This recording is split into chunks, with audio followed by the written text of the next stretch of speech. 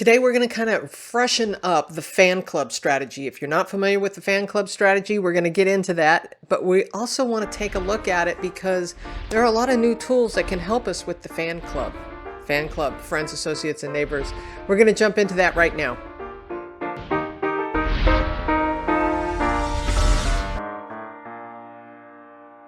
So what is the fan club and how can it help us with our genealogy?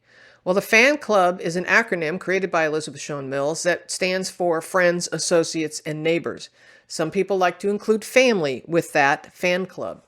And so by researching some of the other people in our ancestors' network of people, those people that touched our ancestors' lives, by paying attention to the fan club, sometimes we can help tie records together. Let me give you an example. If you have a census record, say in 1880, and you don't know if this is your person or not, you're looking at this person that you think might be your ancestor, but you're not sure. Look at the neighbors.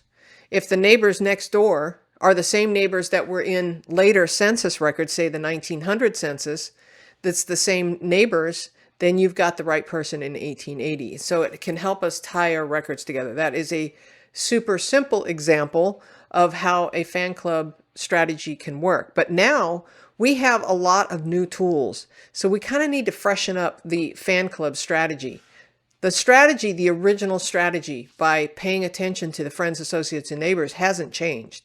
But some of the tools that we use and how we correlate evidence has. So let's jump into a little bit more detail about how this can help us. Before we get started, if you're new here, welcome. My name is Connie Knox, and one of the things I like to do is help you go further, faster, and factually with your family history research. Now, is there a handout for this? Yes and no. So there's not a handout specific for this video, but there is a handout for, we're going to be talking a little bit later in the video about the Ancestry Networks. And so there is a handout for that from a previous episode. I'll leave all that information in the description box. I appreciate your memberships and your support. The handouts really do help me bring you more of these videos. So thank you so much. So why do we do this? Why do we keep track of, isn't that a lot of work? You know, keeping track of all the friends, associates, and neighbors and all that? Well, yes and no.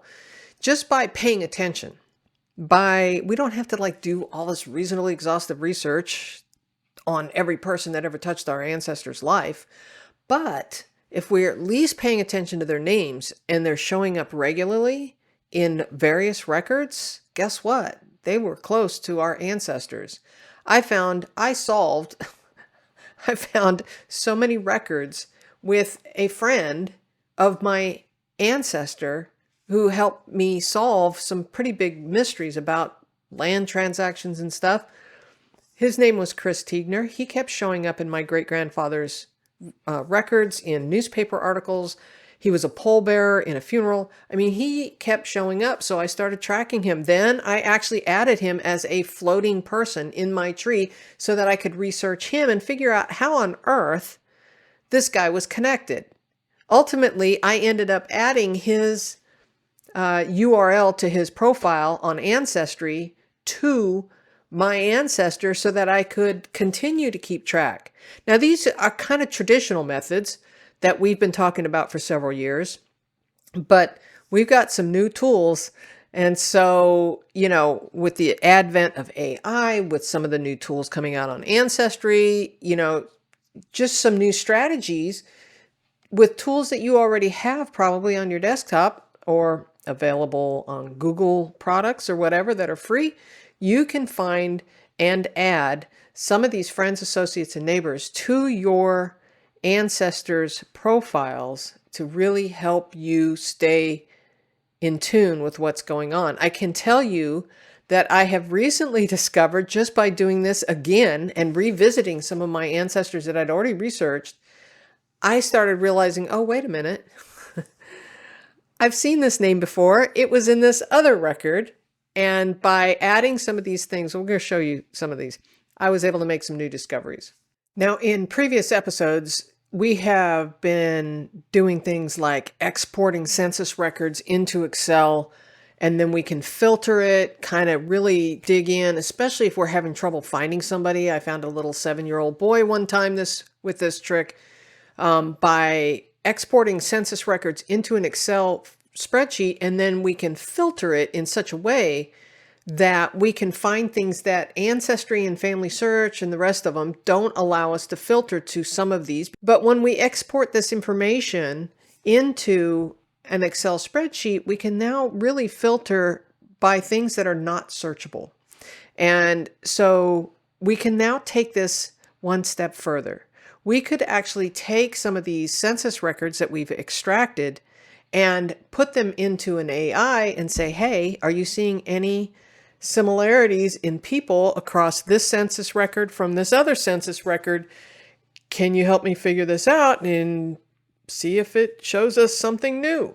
Okay, so I've jumped over to ChatGPT and I said, in these documents, I've given them 2 different documents that I've done in the past. I haven't looked at these in a long time, but I'm always studying this family in Randolph County, North Carolina. So I said, in these documents, I've extracted ancestors and their neighbors from various census records and others. I'm looking to cross-reference all people who appear in both sets of records. Can you create a table that shows me people with the same or similar names in all records? Keep in mind that I've given you 2 sets of records with multiple tabs. When creating your table, make sure you give me references back to the original record, for example, the 1840 census. I have no idea what's going to happen here. I hope that's the right kind of prompt. We will find out. And sometimes you have to experiment with AI and kind of practice your prompts. Okay, it kind of did what I was looking for. So here's like, for example, Joel Davis.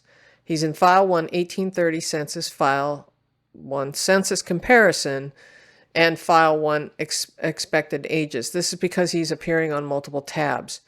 So what I really want him to do is the machine, is to break these out into each individual columns. Okay, so what I typed was, can you break the findings out into individual columns? For example, file 1, 1850 in one column and 1840 in a different column.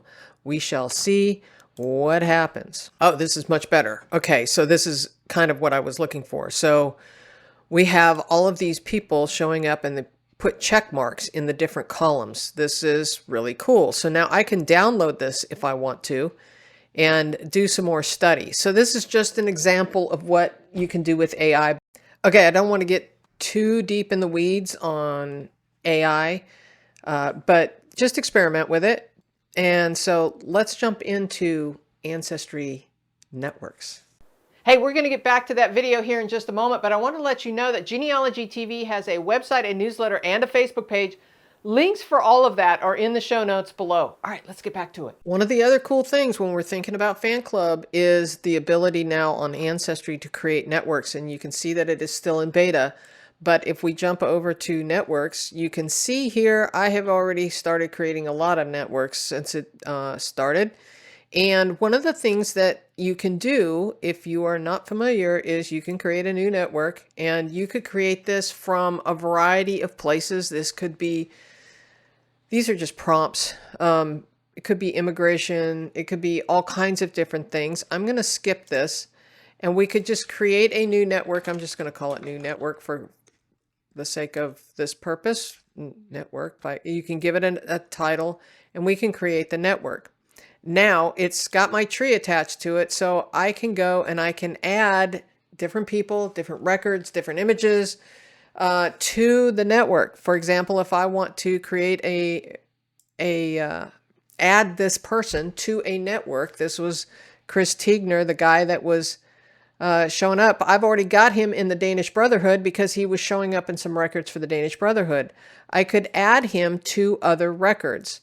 For example, if he was in, one of these other networks that I've already added or another source, I could add him to that from here in his profile. Let's back up though. Let's not get ahead of ourselves too much. So I'm going to go back to my family tree, get reoriented, and go to the home person, which is me. All right, so let's go up to my great-grandfather. I like to use him as an example a lot. And so you can see down here that he is in the Danish Brotherhood network. He is also in a 50th wedding anniversary photo network. So you can use, like if you've got family group sheets or family photos or something. Here, I have added everybody that I know of that is in here. Now, these are tags, right? You would just tag a person with the tags. And so all of these people are being added to this network. And you can see I've added all of those tags in there, and they're linked to all of these people in my family tree. But I have also added this to the network as a source. So let's go back for a second. So here in the network, I have created this 50th wedding anniversary photo where all the family got together and they took a photo. So you can upload photos here, and you can look at all of the people that are in that photo listed here, which is really very cool. Okay, so let me show you. I'm going to go back to networks for a moment. These are all the networks that I have created, and I have used passenger lists for some of them. So let's go look at this passenger list. So this is the first passenger list I discovered for one of my ancestors, and I started adding a lot of people that were in and around on the actual record. So here's the record that I've tied to it. So you would just add a source if you have that media already attached. And so long story short is I started looking at this and I was like, okay, wait a minute. Let's go look at Christiane Beck. So then I was looking at her profile and I'm like, oh, wait a minute. I've added her to 2 different passenger lists. This is my networks, right? She's in the Danish ancestry. She came originally, this is the first one I found, the 1882. But I discovered now that she has also come on the ship Monera from Hamburg, Germany in 1873. So she has crossed the Atlantic a couple times. I didn't realize that she had already been here. So, you know, I thought this was the first time she arrived, but no, she had arrived earlier. So long story short is these networks can really help you. If there's a handout for this episode, you can download it with one of the higher level memberships on YouTube or on Patreon. For $10 to $15 a month, depending on the membership, you can have access to the handouts as they are produced to go with the newest videos. If you are a Genealogy TV Academy member, you have access to all of the handouts ever produced, available anytime in the handouts library. If you are not a member of any of those, you can still purchase the individual handouts at genealogytv.org. Producing these videos really does take a lot of time and resources, so every membership helps keep them coming. To learn more about memberships, go to genealogytv.org/memberships and you can learn all about it. The handouts really do help support the channel, and for that, I truly thank you. So let's think about this for a moment. What kind of networks can you create that contain the fan club, right? This could be also family, but you know, we mentioned briefly passenger lists, but of course we could do the census records, the entire neighborhood, by extracting that information. We can do wedding registries. Check this out. Here's a wedding registry from that same photograph where I showed you where there was a 50th wedding anniversary. Well, guess what? All these people signed the wedding registry, and a lot of them, almost all of them, are family members, and they left their address. Wow. And so this is from 1955. I have the addresses of all these people. Now, creating this network by adding these people to the wedding registry network, which I haven't even created yet, but I could, I can take this wedding registry book and add all of these people to it because it pinpoints all of these family members and friends in a specific place at a specific time. So as you're creating your timeline, you know, you've got this ability to add this information, even if you are researching somebody that's in the wedding registry and not, you know, that there may be an uncle or something, but you're trying to figure out where they were in a specific time. Well, they certainly went to this wedding at this, you know, on the 23rd of August, 1955, excuse me. And so, you know, that's another example. People in obituaries or newspaper articles is an excellent way to create a network. And you can also add that newspaper article to the network on Ancestry. You can create a network of neighbors who are mentioned, say, bordering your ancestors' land. Think about that. Land records, a lot of times will say, going from point A to point B, but also bordering John Doe's land, on to the west and somebody else's land to the east. And so, that might help pinpoint the neighbors, and then you can start correlating evidence, right? How about military units? You could do military units or, soldiers that serve together.